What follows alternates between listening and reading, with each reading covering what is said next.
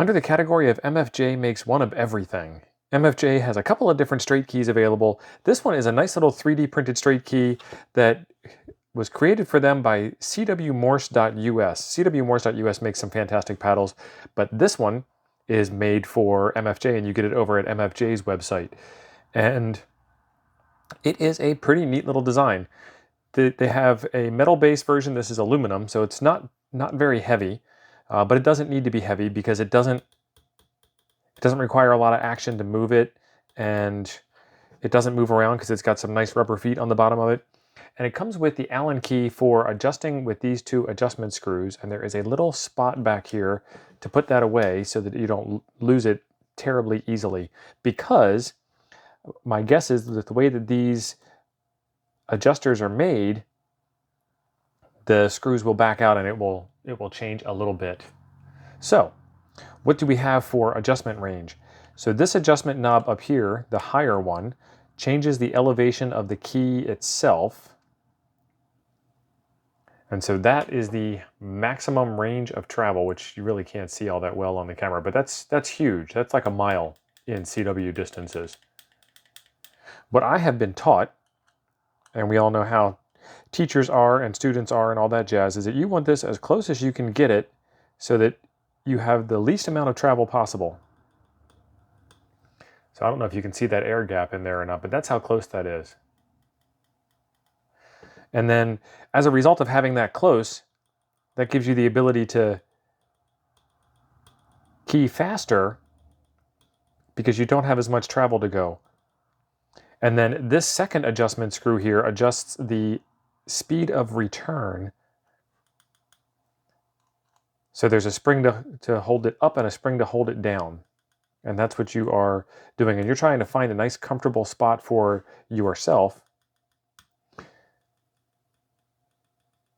And that has enough return that I can rest my finger on it comfortably, and the weight of my finger isn't so much that I'm closing the key circuit. Let me open it up a bit. Yeah, there's no tension on that. So as a result of that, I'm closing the key circuit just by resting my finger there. So that's the sweet spot that I'm looking for. So what do we do on this channel? We are going to take these screws off on the base and see what this thing looks like on the inside. It's a switch. There is not going to be a whole lot going on the inside. As a result of that, there's not going to be a whole lot to look at when we get it open, but we're going to open it up anyway.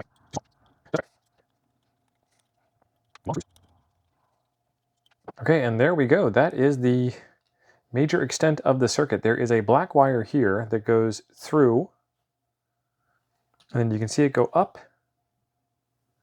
and it coils around a little bit inside here for some strain relief. You're never going to be able to see that. And then goes inside of the lever to close this side of the contact. And then this white wire here wraps around to there. And that would be the bottom side of the contact. So there you have it.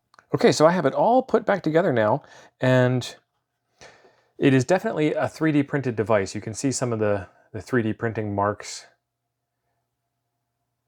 if you take a good look at it, but you have to actually really look at it pretty hard to tell that it's 3D printed. There's a couple of spots in here where the nozzle is showing. I think that it does a pretty good job. This thing is around $45 at the time of recording the video.